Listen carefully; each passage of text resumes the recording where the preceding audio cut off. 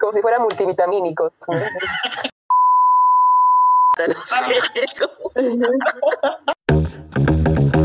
Bueno, sean todos bienvenidos una vez más pues a un nuevo capítulo extraordinario en donde tenemos pues estas conversaciones con algún experto de muy gran renombre, ¿no? En esa oportunidad nos acompaña Ángela Ullén Cateriano. Ella es médico por la Universidad Católica de Santa María en Arequipa. Ha hecho un máster en control de enfermedades infecciosas y tropicales en la Universidad Cayetano Heredia, un máster también en relaciones internacionales por la Queen Mary University of London. Ha hecho un MBA en salud en la UPC y actualmente está en una certificación en globalización y salud en Bélgica. Y además, pues es parte del equipo de Médicos Sin Fronteras desde el año 2009. Como pueden ver, pues es una súper invitada. Y el día de hoy le hemos invitado pues para conversar un poco sobre la situación que estamos viviendo en el país, con el tema de las vacunas, con el tema del coronavirus, con el tema de la pandemia, ¿no? Un fuerte aplauso, pues, por favor, para Ángela Ullén, que está aquí con nosotros el día de hoy. Bienvenida, Ángela. Bienvenida, ¿cómo estás? Gracias. Bien, gracias. No, en realidad emocionada. Vamos a hablar de muchos temas y creo que es un ambiente mucho más relajado y amigable que muchas entrevistas que son de un formato mucho más estricto, ¿no? Sí, definitivamente. Sí, esa es justamente la intención. La primera pregunta que queríamos hacer era, ¿a ti te parece que sea una buena idea privatizar el acceso a las vacunas? Es que yo creo que eso de privatización puede tener muchos sentidos, muchos significados, ¿no? Primero porque el sector privado, depende mucho de qué hablamos cuando hablamos del sector privado. Nosotros, claro, siempre pensamos inmediatamente en la clínica, ¿no? El hospital, pero no, últimamente hemos estado escuchando que otras empresas ajenas al sector salud quieren importar. Las ONGs pertenecen al sector privado, sí, estrictamente en definición, no son público. Las fundaciones, podemos hablar de Cáritas y otros, son sector privado, MSF es sector privado. Entonces, yo creo que primero hay que definir quién es el sector privado y quién quiere hacer qué. Y lo segundo es en qué exactamente. A lo que estuvo un poco sobre la mesa y en lo que yo sí dije, no es una buena idea, me refería a la comercialización de la vacuna, ¿no? Importación y comercialización de la vacuna. ¿Por qué? Porque implica ponerle un precio, ¿no? Entonces, en ese sentido yo sí dije, no. O sea, ¿cuáles podrían ser los problemas de la comercialización de la vacuna? Lo que pasa es que al ponerle un precio, tú estás poniendo, mira, además de todas las barreras de acceso que podemos tener, ¿no? Tú dibujas una personita y una vacuna. Tenemos múltiples barreras de acceso, ¿no? La cantidad de vacunas, el acceso geográfico, la cadena de frío, el conocimiento y la información, la reticencia a las vacunas. Además de eso, le queremos añadir una capa más, ¿no? Que es el acceso financiero. Entonces, las barreras de acceso se incrementan primero, eso es muy general, pero ya luego cuando empiezas a desmenuzar, ¿quiénes van a acceder? Son quienes tienen dinero, ¿no? Y eso va en contra de los criterios epidemiológicos de necesidad que están basados en la vulnerabilidad, que no es, debe acceder a la vacuna quien más plata tenga. En realidad debe acceder a la vacuna quien más vulnerable sea, ¿no? Entonces, en el orden de guardar este orden o esta priorización es que no es lo mejor. Ahora, esa es una pregunta que me hizo a mí un amigo que trabaja en el sector privado. Es, ¿por qué los más vulnerables tienen que ser necesariamente los primeros? Bueno, porque son los que, por múltiples razones otra vez, porque hablamos de la parte individual, ¿no? Hay personas que tienen factores de riesgo que los hacen más vulnerables, no solo a tener COVID o a infectarse, sino también a morir. Entonces, y por otro lado, esa es la parte individual como ser humano, y por otro lado tenemos a los que nos brindan soporte. Por ejemplo, una sociedad, ¿y por qué estamos en cuarentena y por qué tenemos todas estas medidas? Una sociedad no es funcional sin un sistema de salud funcional. Mientras que nuestros trabajadores de salud sigan muriendo y sigan infectándose, y mientras las camas de UCI estén copadas, no vamos a salir de esto y nuestro sistema de salud sigue sin ser funcional. Entonces, cuando vemos la ciencia detrás de esto, ¿quiénes ocupan más las camas? ¿Quiénes están sobrecargando el sistema de salud? Son los adultos mayores. Y los trabajadores de salud, bueno, sin duda tienen que ser. Entonces, esta priorización está basada en vulnerabilidad, tanto individual, ¿no? la biológica, adultos mayores y comórbidos, pacientes con comorbilidades, y la vulnerabilidad ocupacional, ¿no? De los trabajadores de salud. Una pregunta, Ángela. ¿Conoces a alguien, a algún epidemiólogo o alguien del lado de la ciencia que esté a favor de la privatización de las vacunas? ¿Y cuáles serían sus argumentos, si los conoces? La verdad es que no conozco a nadie. Probablemente exista alguien que sí, que trabaje en salud pública y que lo haya. Personalmente no lo he visto, creo, ¿eh? Sin embargo, sí he escuchado argumentos válidos, ¿no? Yo creo que hay argumentos muy válidos cuando se discute el tema y por eso es tan interesante discutirlo. Por ejemplo, a mí me dicen, pero ¿en qué va a dañar si se hace en paralelo? Más gente va a acceder, ¿no? Dejen que esto se haga en paralelo mientras que el sistema de salud público va haciendo lo suyo con la priorización. ¿Y por qué yo sí creo que esto es problemático? Nosotros tenemos un sistema de salud que estaba bien golpeado, ¿no? Y cuando hablamos de sistemas de salud, no estamos hablando solo del hospital, ¿no? Del edificio. Estamos hablando de nuestros trabajadores de salud. Estamos hablando de cómo están hoy en día ocupadas o hábiles nuestras cadenas de frío, etc. ¿Qué pasa cuando tú tienes recursos limitados y empiezas a hacer algo en paralelo? Quien pone la plata sobre la mesa se lleva más. Es decir, hay una posibilidad de que empiecen a drenar los recursos humanos, las capacidades del sistema público al privado, ¿no? Empiecen a contratar a las enfermeras que vamos a requerir para ir a provincia, que empiecen a contratarlas para que den capacitaciones para ellos, ¿no? Que empiecen a alquilar todos los frigos que hayan alrededor, que empiecen a perderse los frigos en el sector público. Entonces, todas estas cosas son posibilidades y por eso es mejor evitar esos paralelismos. Y sin embargo, sí creo que podrían tener un muy buen rol empujando el mismo coche, ¿no? Participen, pero con la priorización y con las vacunas que el Estado quiere. Por ejemplo, ¿en qué podrían ayudar las empresas privadas? Yo creo que, por ejemplo, van a haber muchas necesidades en términos de logística, de almacenamiento, de distribución. Hay cosas muy chéveres que se están haciendo en otros lugares, ¿no? Por ejemplo, en Estados Unidos, además de que han usado cadenas como CVS para distribución de vacunas, han hecho una alianza estratégica con Uber, ¿no? Entonces, el Estado paga a algunos Uber para que transporten a adultos mayores u otros hasta su centro de vacunación. Sí, hay asociaciones público-privadas que pueden funcionar, ¿no? Y además yo creo que también hay que tener claro que yo no es que diga, no, privado nunca debe comercializar. Es que esperemos que el momento llegue. En algún momento estas vacunas estarán disponibles en cualquier proveedor privado, ¿no? Pero hoy que tenemos la emergencia y nos urge descongestionar el sistema de salud, creo que no es el momento. No, o sea, me parece súper importante lo que mencionas, Ángela, porque claramente pues en redes sociales todo el mundo opina y empiezan a haber opiniones como de que quienes no quieren que participe el sector privado pues son comunistas, son rojos, etcétera, etcétera, etcétera, ¿no? Pero en realidad esas decisiones parten... Uy, justo está de color rojo. Un ratito. O sea, pero justamente es la importancia de explicar o de que la gente logre entender que esas decisiones no se nos dan solo porque se nos ocurre de que no sea así o de que somos unos envidiosos o que tenemos algo en contra del sistema privado, sino que parten pues de criterios epidemiológicos, tienen sustentos y argumentos científicos, ¿no? O sea, no es algo que simplemente es porque se nos da la gana y ya, ¿no? Claro, yo creo que, y por eso yo creo que era una pérdida de tiempo y era tan infructuoso estar, ¿sabes?, encerrados en estas conversaciones cuando podríamos haber estado conversando de, oye, ¿y cómo colaboramos? ¿No? O cómo empezamos a poner las reglas para cuando podamos importar. En lugar de tener la presión de queremos hacerlo ahora, no vamos a dejarte ahora, era para mí una pérdida de tiempo. Y siempre tenemos que sentarnos a conversar porque se necesitan mutuamente el público y el privado. Van a seguir interactuando. No será ni la primera ni la última emergencia en salud en que vamos a necesitar el uno del otro. Ahora, hablando un poco de público y privado, he visto que tú has sido una de las principales propulsoras de la liberación de patentes de algunos tipos de vacunas, especialmente aquellos que han sido financiados por estados. ¿En qué se basa esta posición?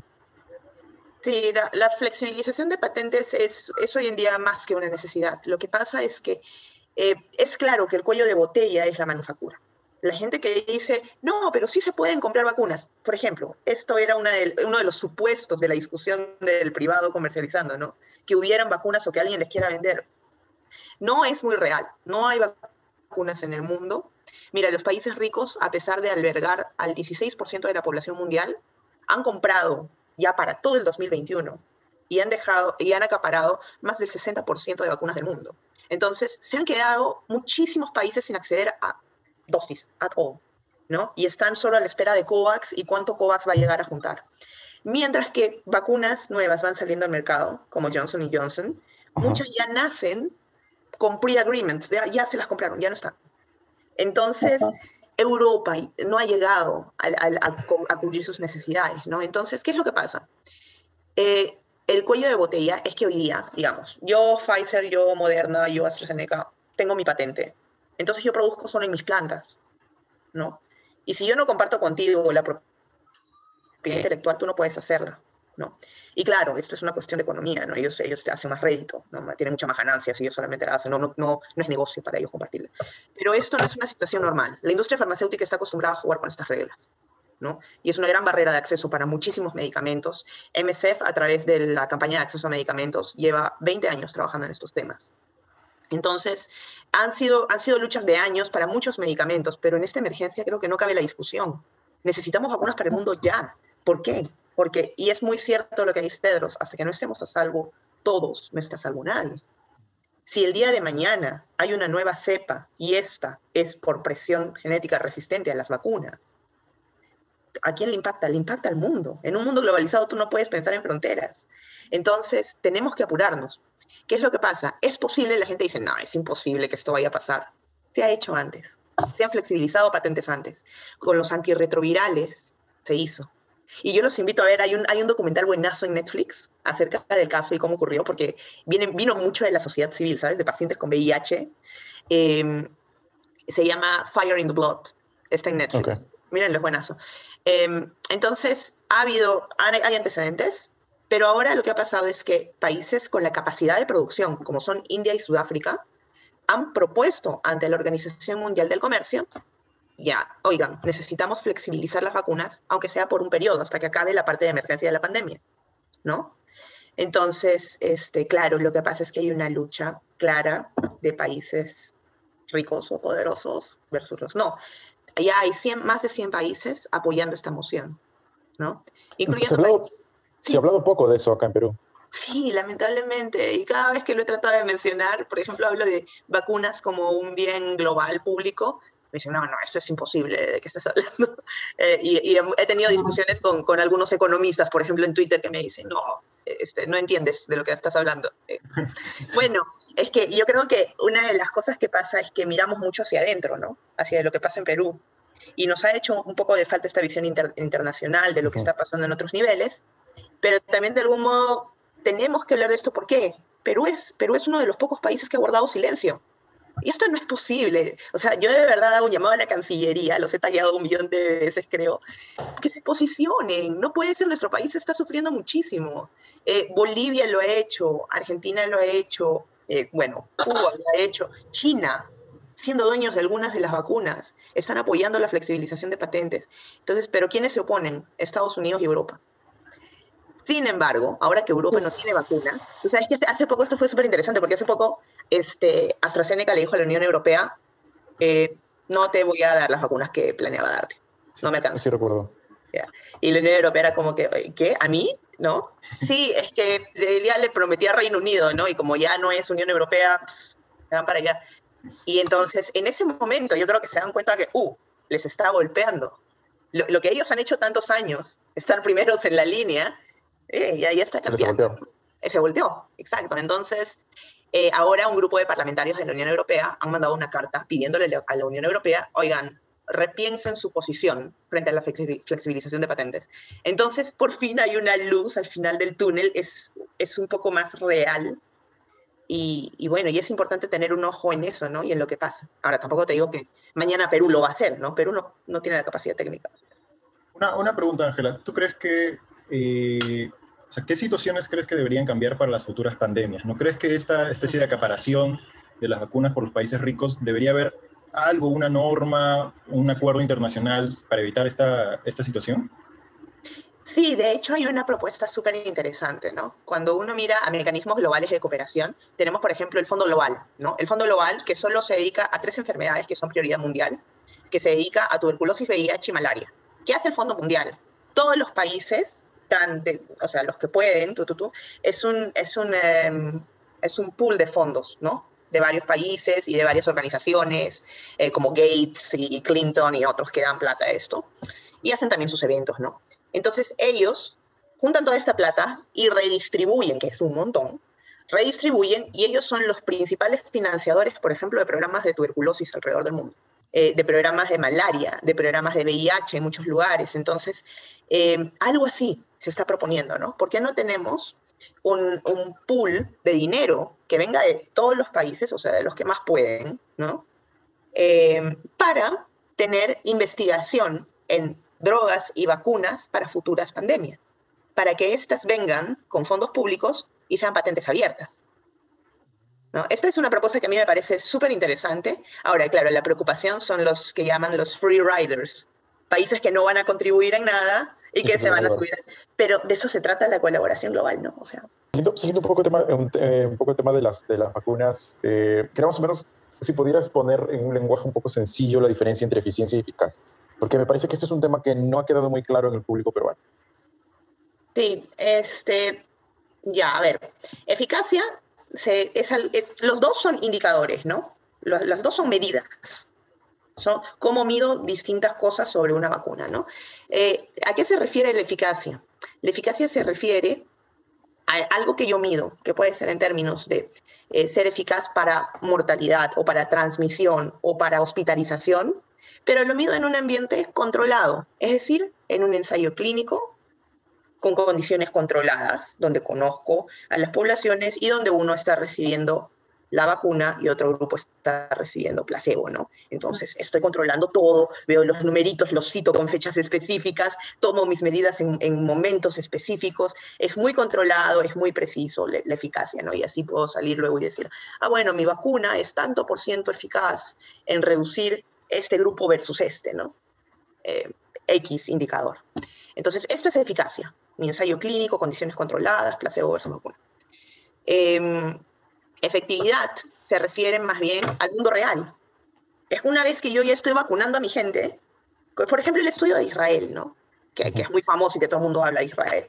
¿Por qué? Porque ellos ya han avanzado un montón con su vacunación, entonces ya tienen un estudio del mundo real. Y en condiciones normales, ¿y por qué una es diferente de la otra? ¿Por qué variaría? ¿No? Porque yo vería diferentes resultados en un ensayo clínico versus en el mundo real. Pues porque ya empieza a tallar cuánto funcionó mi cadena de frío, cuánto funcionó mi sistema de salud, cuánto funcionó la información de la gente, cuánta gente rechazó la vacuna. No es controlado, tú no controlas esas variables. Entonces, normalmente lo que tú mides en eficacia suele bajar cuando mido efectividad, por todas estas cosas, ¿no?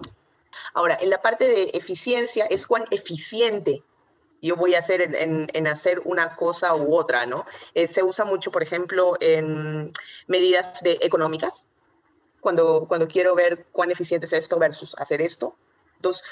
Vamos a decir, dos intervenciones distintas que yo quiera comparar, ¿no? Claro. Okay, ahora, cuando salió en esta noticia en Willax de que las vacunas tenían un 11% y un 33% de eficacia, ¿de qué estaban hablando en esa ocasión? ¿Qué cosa fue lo que ocurrió? ¿Que la información estuvo mal dada, fue un poco pedazos, o se estuvo mal interpretada la data? A grandes rasgos, uno no puede llegar... Mira, los ensayos clínicos son tan bien y tan precisos, tan bien diseñados, que tú esperas a momentos precisos del ensayo para calcular lo que tienes y para hacer tus análisis y sacar conclusiones, ¿no? Una conclusión de un ensayo clínico, acá, nada más que al final, una conclusión global. Entonces, yo no puedo agarrar en un momento dado y decir, oye, a ver, ¿cómo vamos? No. ¿Por qué? Porque yo no sé primero a qué punto estoy, cuántos pacientes ya incluí, en qué momento va a empezar a variar la situación. Entonces, estos resultados que lanzaron eran parciales. Preliminares.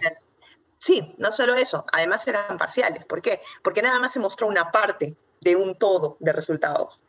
Eran parciales, eran muy tempranos, entonces eran incompletos. ¿Podemos sacar conclusiones a partir de ellos?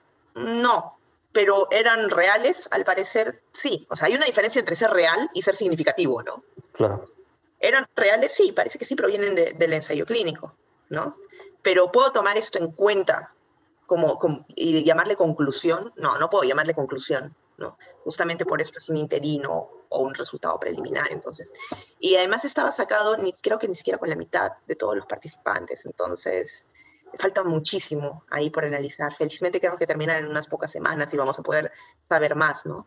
Creo que esta dicotomía a la que se ha empujado un poco de sí, es buenísima o no sirve para nada, no es saludable, ¿no? Creo que no se debe, hay que ser muy cauto. Sí, no, aquí me parece lo que ha ocurrido es un aprovechamiento político, ¿no? La intención es golpear al presidente y intentar petardear el proceso de vacunación. Es una pena, ¿no? Porque, es decir, vamos a ver, la salud pública siempre estará y la investigación siempre estarán inmiscuidas en la política. Pero arriesgar la salud de tu población por un fin político, eso te dice algo muy feo de nuestros políticos, ¿no? Sí. Sí, definitivamente. ¿Cómo crees que ese Y problema, respuesta de una manera bastante elegante, yo lo hubiera dicho de otra forma. Adrián, dime. cómo crees que ese problema pudo haberse evitado? O sea, tal vez, o sea, apelando a la buena fe, pues, digamos que fue un error, ¿no? Digamos que fue pues, un error de cálculo, de que tal vez algo faltó, ¿no? ¿Cómo se pudo haber evitado esta mala interpretación de los resultados, de este papelito, ¿no? Qué loco, ¿no? Porque yo creo que esto fue un efecto dominó. O sea, si te pones a pensar desde el principio de la pandemia hemos estado haciendo las cosas mal, ha habido falta de transparencia, y vamos a reducir un poco más el scope, ¿no? Si hablamos solo de vacunas, si hablamos solo de Sinopharm, Yeah. han habido tantos líos, ha habido tanta falta de transparencia, un escándalo tras otro. Entonces creo que esto no hubiera tenido tanto impacto si no hubiera habido un vacunagate, si no hubiera habido ya previas campañas de desprestigio, si hubiera habido más transparencia, si se hubieran hecho mejor las cosas en muchos de los pasos, ¿no? No fue solo una falla, vamos a decir, esto no es una falla del ensayo clínico o de un leak de información. Creo que es una cadena de cosas, ¿no?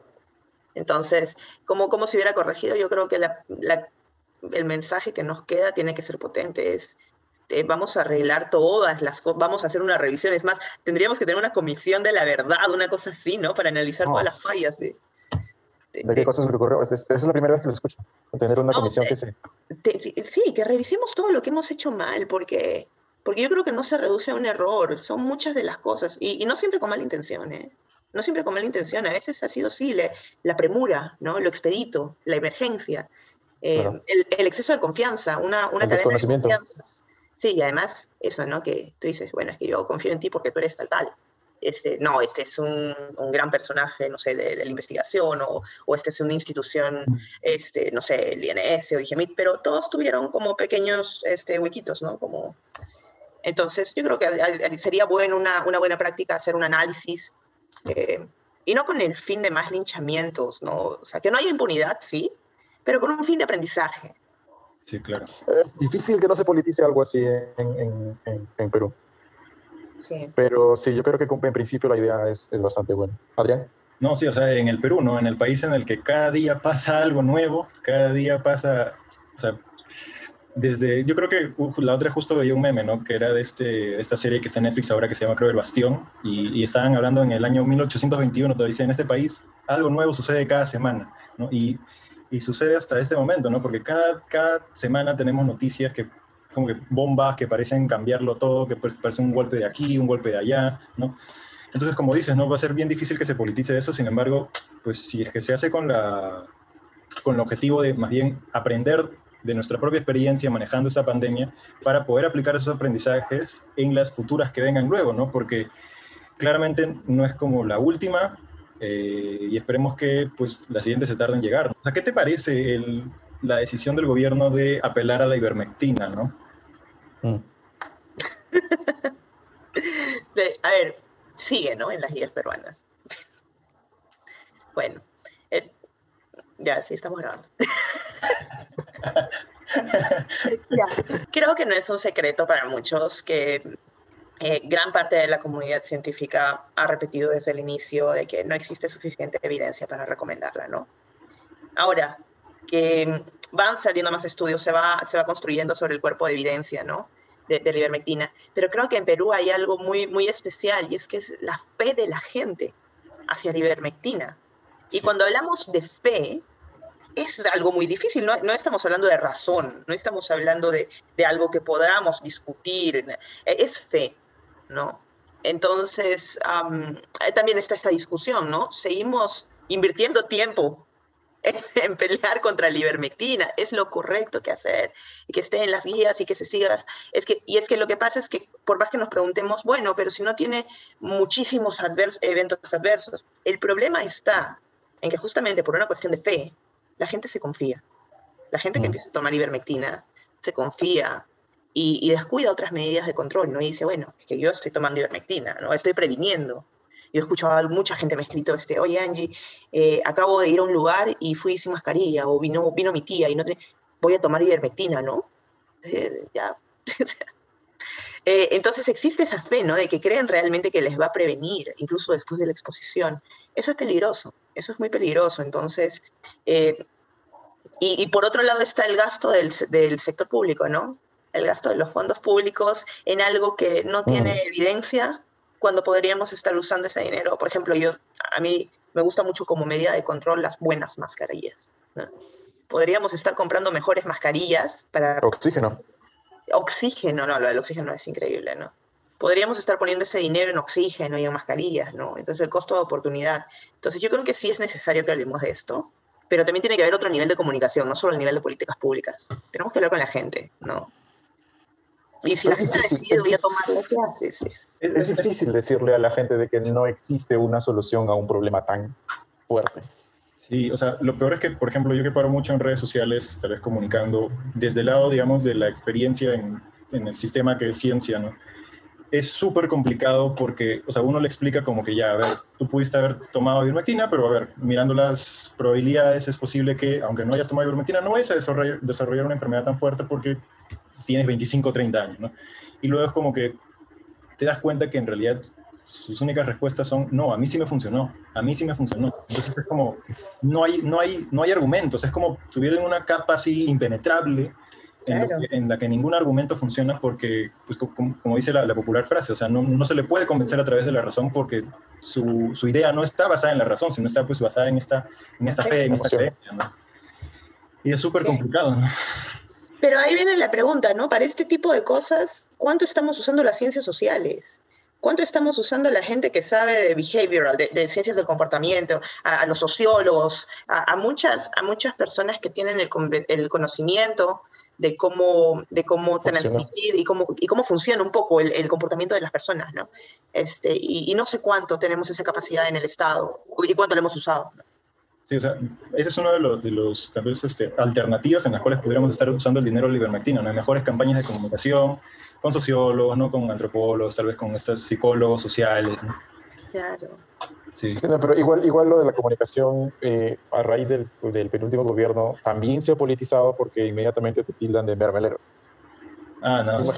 Imagínate que el ministerio decide utilizar TikTokers y te pasa la voz a ti. No, y después aparece tu nombre en la base de datos y ya te convertiste en mermelero. Sí, o sea, ya perdiste ya no puede ser vocería. Sí, no sé si te habrás dado cuenta, Ángela, pero es como a cualquier persona que aparezca en el portal de transparencia al cual el gobierno le haya dado, así sea 50 soles para su taxi, de frente te dicen como que estás defendiendo el gobierno porque el gobierno te da de comer, ¿no? Te da de comer. Entonces... Es súper complicado, pero sí lo entiendo. Sí. Es una de las razones por las cuales no quiero trabajar con el gobierno. Qué difícil, ¿no? Qué difícil, porque al mismo tiempo es como un círculo vicioso, ¿no? La gente que critica al Estado te dice, es que son súper ineficientes, no hacen nada bien, pero al mismo tiempo les paran poniendo cabe para que no tengan a los mejores profesionales, para que no puedan contratar a nadie, porque si la gente es contratada por el Estado, va a ser señalada el resto de su vida. Entonces, y seguimos diciendo, denle fondos a las asociaciones público-privadas o al privado para que haga. Entonces, le quitamos fondos, le quitamos capacidades y después lo criticamos. Cierto. Sí.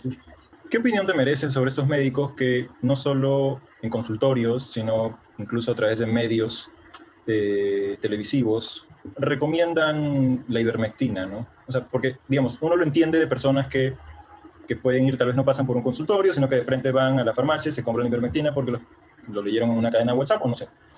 Pero al médico... Hay un canal de televisión que tiene un spot dedicado específicamente a la ivermectina. Sí, y empieza con W y termina... Con Ilax.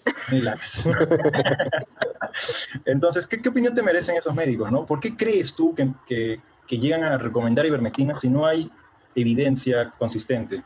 Te voy a dar mi opinión de buena gente y después mi opinión de malévola, ¿ya? Okay. Yo creo que, pensando bien, es que puede ser que, primero, que no tienen la información necesaria. No todo el mundo sabe leer ensayos clínicos, no todo el mundo está en contacto diario con la ciencia. Esto es una cosa que tenemos que reforzar mucho en las escuelas de medicina, la lectura crítica de ciencia, ¿no? Porque también hay evidencia confusa, también hay evidencia que te dice que la ivermectina puede funcionar, pero tenemos que analizar la calidad de la evidencia, y es ahí donde es crítico, ¿no? ¿Qué tipo de revista la publicó? ¿Cuánto era la muestra? ¿Qué tipo de metodología? Entonces, todo esto, ¿no? Entonces, siendo justos, podría ser falta de información. Podría ser también que ven los casos y dicen, la ivermectina es lo que funcionó, ¿no? No se les ocurre pensar que este caso iba a ser de todas formas un caso leve. Entonces, tienen un poco también la parte de la fe, ¿no? Okay. Ahora, ya de una manera más malévola, puede ser una cuestión también, podría ser populista, ¿no? A la gente le gusta la ivermectina, y si yo digo ivermectina, la gente me va a hacer más caso, ¿no? Eso, soy el referente. Entonces, tú ves a la gente y en los comentarios dice, ¿por qué no le creen a este doctor? Porque él dice la verdad, ¿no? Entonces, él es la voz de la verdad porque dice lo que nadie más dice, no es el mainstream. Entonces, ahí tienes uno, pero hay todavía uno peor. y esto bueno, fue la idea un poco que yo tuve cuando un día leí que un mall estaba promoviendo, toma tu ivermectina y ven al mall. Así de claro, o sea, bueno, claro, no lo decían exactamente así, pero decía... Sí, no fue así. Ya, pero así yo lo leí, ¿no? Sí, o sea, el mensaje subliminal era ese. Entonces... Y el dueño del mall es el dueño de ese canal, por cierto. Sí, sí, también. Wow. Vamos a armar rompecabezas, ¿no? Sí, Ya, pero ¿ves? O sea, me suena un poco también el que si la gente cree en algo, va a sentirse protegida y la economía se va a reactivar. Lo cual puede ser muy malévolo porque mucha de esta gente puede morir en el camino. Pero otra vez prefiero pensar que no lo saben y que realmente creen, como mucha gente, que esto funciona. Entonces yo te voy a ser súper sincera, lo que he dicho ante la duda, cuando muchos amigos y amigas me han dicho, oye, estoy tomando ivermectina, yo sé que a muchos no los voy a convencer, o después de haber tratado, no están convencidos, entonces les digo, toma tu ivermectina, siempre y cuando no sea veterinaria, ¿no? Y estás tomando bajas dosis, pero no dejes ninguna medida de lado. Por lo menos siembra la duda, ¿no? De que esto puede no funcionar en ti, ¿no? Entonces, por favor, no dejes de cuidarte. Pero, claro, es solamente una mitigación muy pequeña. El daño está a otro nivel. Sí, y eso ni siquiera vamos a hablar de un dióxido de cloro. ¿Siguen? No, ya no, creo que ya no los he visto, así que ya no creo. Creo que ya no mucho, ¿no? No, aquí en este canal nos metieron odio. Sí. Los videos los que hablamos sobre el CS. No... Fue el primero, ¿no? Sí. Subimos el primer video y llegaron haters de todo lado a decirnos pues que nosotros no sabíamos nada, que el dióxido de cloro sí les funcionaba, etcétera, etcétera, ¿no? Sí, o sea, sí, fue fuerte. Gente en Twitter, ¿no? A mí me insultaban. Fuerte. Qué fuerte. Pero, por ejemplo, eso sería interesante, ¿no? Si algún día hay una comisión revisora, comisión de la verdad de la pandemia, también ver qué pasó con estos procesos, porque yo creo que el Colegio Médico inició procesos a personas como de Negri y otras que promocionaban esto. Entonces, ¿qué pasó? ¿Dónde quedó la ética y la integridad del médico, no? Sería interesante ver. No tengo idea qué pasó. Quería que nos cuentes un poco sobre tu experiencia viendo estas enfermedades tropicales o estas enfermedades extrañas que se ha estado viendo en el Congo, en África, en Sudáfrica, en la India. Sé que estuviste viendo un tipo de leishmaniasis en la India. La fiebre negra, algo así, ¿estoy diciéndolo bien? Sí. Se llama Kala Azar en hindi. Y bueno, pues en Perú tenemos un tipo de leishmaniasis que es la cutánea, esta que tenemos en India es la visceral. Pero pertenece a un grupo de enfermedades que se llaman las enfermedades olvidadas, ¿no? Que es un grupo de alrededor de 13 enfermedades, 13, 14, que no tienen cura, no tienen diagnóstico y no hay interés por parte de la industria farmacéutica. Entonces, por eso son enfermedades olvidadas y sobre todo les da a personas que viven en vulnerabilidad extrema, ¿no? Muchas de ellas están en el África subsahariana. Entonces, esas enfermedades son específicamente un grupo en las que trabaja Médicos Sin Fronteras. Una de ellas es el Chagas, por ejemplo, que sí lo tenemos harto en Arequipa, ¿no? Y en Bolivia. Entonces, la idea es producir conocimiento. Hacemos no solo investigación, pero también tratamos de promover y empujar un poco un lobby para que alguien se fije en estas enfermedades, ¿no? Que sabemos que no producen ganancias, pero que no por eso pueden quedar olvidadas. Entonces, eso es un poco, eso es en lo que trabajé en India, junto a proyectos de malnutrición y otros. Cuando estaba en India, por ejemplo, fue el terremoto de Nepal, entonces me fui un ratito, hice un break, fui a Nepal y volví. Entonces, MSF es un poco así, ¿no? O sea, hay necesidad y tú sales de tu rol, cubres la necesidad, vuelves y al mismo tiempo aprendes mucho de inequidades, aprendes mucho de acceso a la salud y qué difícil puede ser algo que nosotros damos por hecho, ¿no? Bueno, si me da una enfermedad hay que hacer hospital. Ese acceso puede ser tan complicado para ciertas personas, ¿no? Por ejemplo, ahora hablando de vacunas, ¿no? La gente me dice, oye, ¿ya hay antivacunas en todo el mundo? Yo digo, bueno, yo creo que las vacunas son víctimas de su éxito, ¿no? En lugares donde ya no ven estas enfermedades es donde se han reproducido más los movimientos antivacunas. Pero, por ejemplo, en South Sudán, en República Centroafricana o en el Congo, la gente puede caminar horas cuando sabe que hay una campaña de vacunación y cargan a todos los críos que pueden sobre ellos porque saben que es importante, porque ven a los otros todavía morir o porque se le murió otro hijo de eso. Entonces valoran muchísimo el acceso a una vacuna, ¿no? Entonces, cuando hubo difteria hace poquito en Perú, yo decía, una de las cosas que pasa es que hace tiempo no ven difteria. Nuestros médicos, nuestras enfermeras, incluso la vigilancia epidemiológica, ¿cuánto la buscas, no? Porque pierdes la costumbre. Y es bueno, ¿no? Que ya no la veas, pero no podemos olvidarnos de verla durante la educación médica, porque todavía existe. Entonces, cuando tú estás en lugares como estos, ves difteria, sí, o sea, sí, todavía existe. He visto cosas que claro, que solo he visto en libros antes, ¿no? Desde lepra, difteria, tétanos, úlceras de Burruli, cosas que de verdad antes solo decía, es el capítulo del libro que no van a tomar en el examen.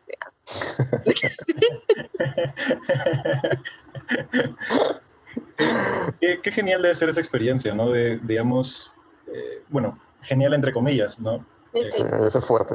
Sí, fuerte. No me imagino yo. Es fuerte, ¿no? El enfrentarte contra lo que has estudiado, pero como que enfrentarte así, como cara a cara, ¿no? Ya no a través, pues, de una página de un libro, a través de imágenes, a través de videos, tal vez, ¿no?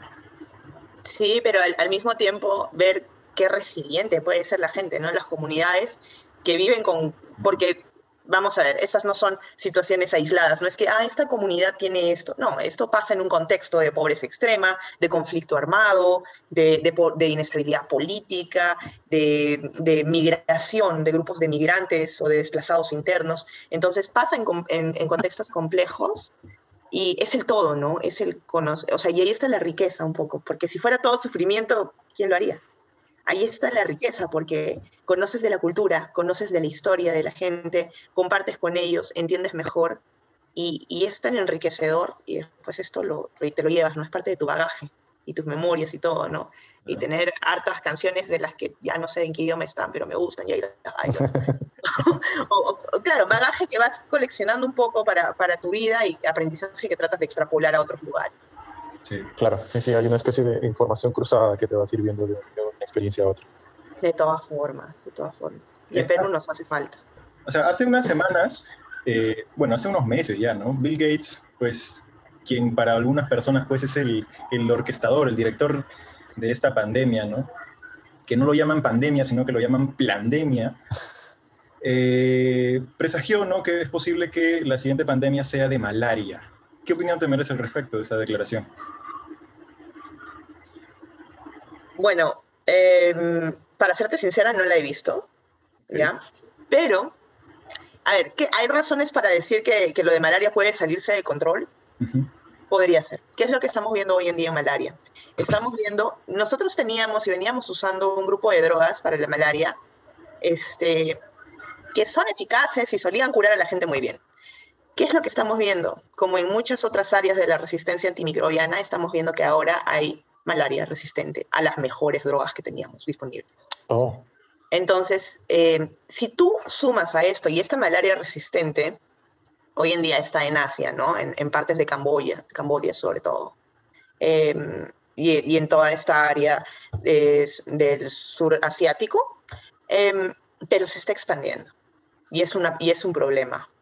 Entonces, el ser humano, y esta es una cuestión de la resistencia antimicrobiana, no estamos avanzando tan rápido como los bichos. Es decir, en la producción de medicamentos eficaces no avanza tan rápido como la resistencia de muchos bichos, ¿no? Y malaria todavía, otra vez, es una enfermedad que puede ser no muy importante para la industria farmacéutica, ¿no? Entonces, ¿qué es lo que pasa? Primero tienes eso en un lado, pero en el otro lado tienes el cambio climático.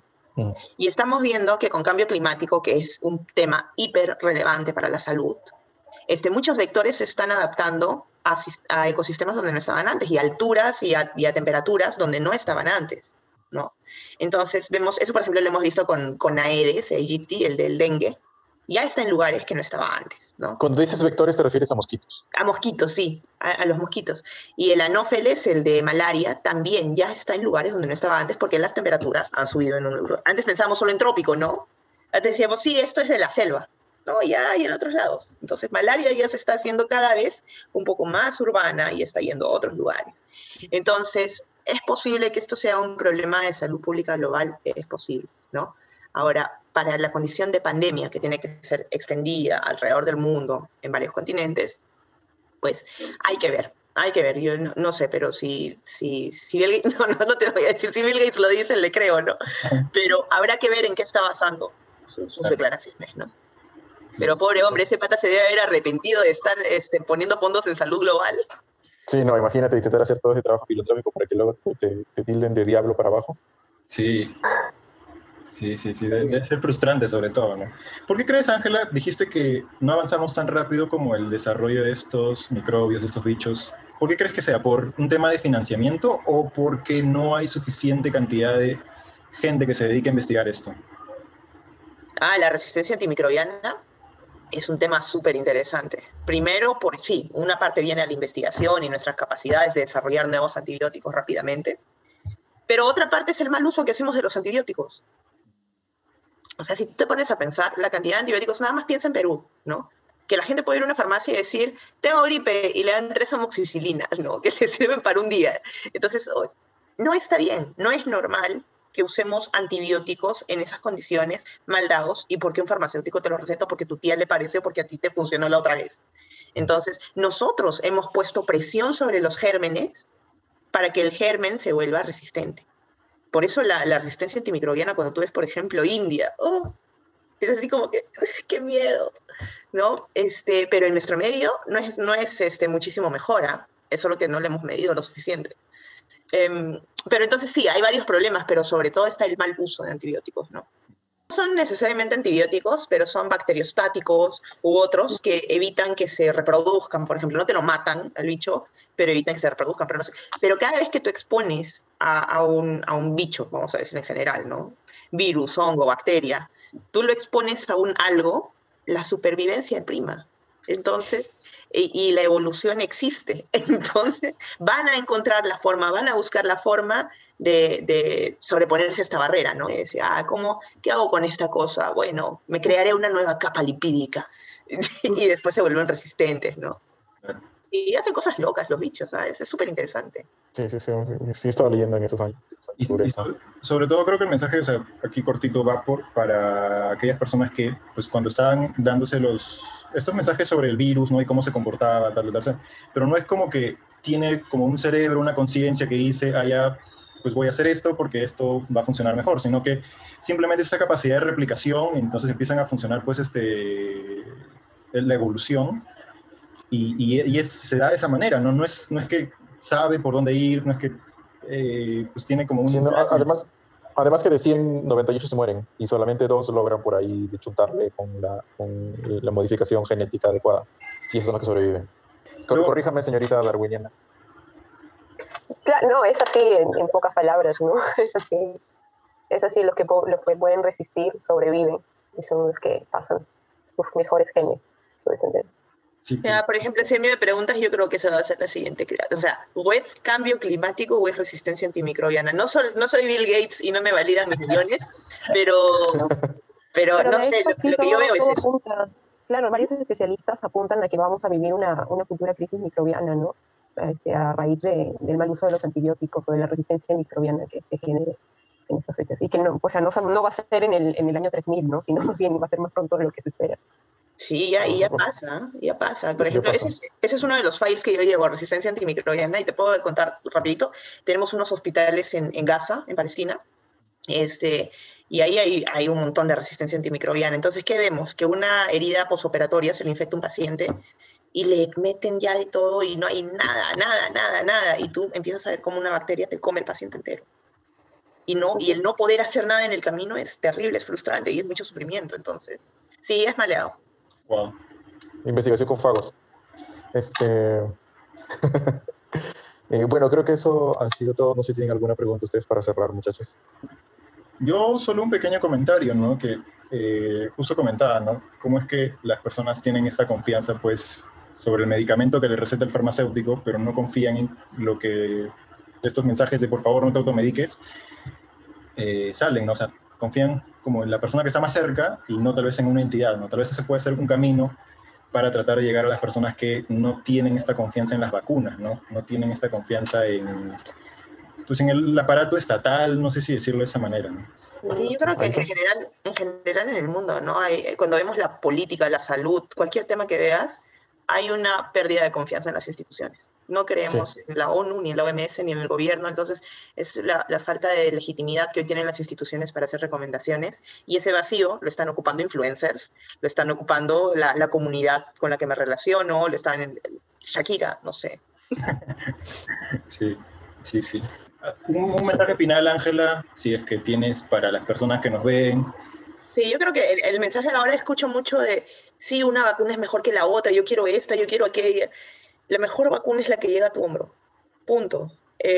Hoy en día, en primer lugar, no tenemos muchas vacunas. Si alguien tiene la oportunidad de vacunarse, claro, sin saltarse la línea, que se vacune, sin duda alguna. No tenemos por qué desconfiar, estas son tecnologías conocidas, son vacunas seguras y pues adelante, ¿no?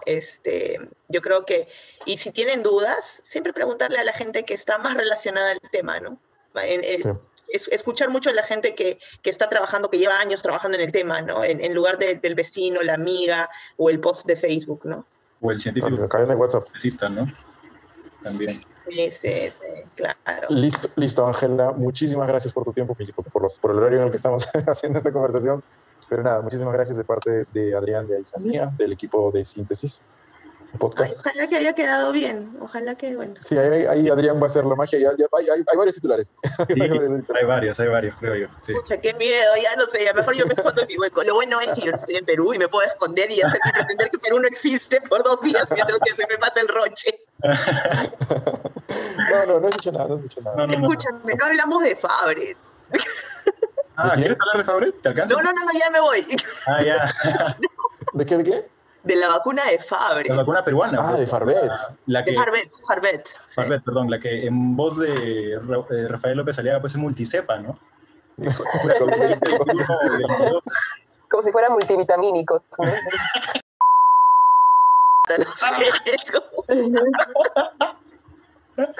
Esto no va a salir, ¿Cómo va a decir eso? No, si no va a salir. No, que sí, Barcelona. No, pero la gente dice la vacuna peruana, no quieren apoyar a la vacuna peruana. Sí, por ahí. Sí, me ha tocado responderle a algunas personas, explicarle cómo funciona el desarrollo de las vacunas y por qué todavía no. Bueno, muchísimas gracias, Ángela, ya lo mencionó Víctor, un especial saludo de todo el equipo de Síntesis Podcast y bueno, ya nos vemos hasta una próxima oportunidad. Esto fue Síntesis Podcast. Chao.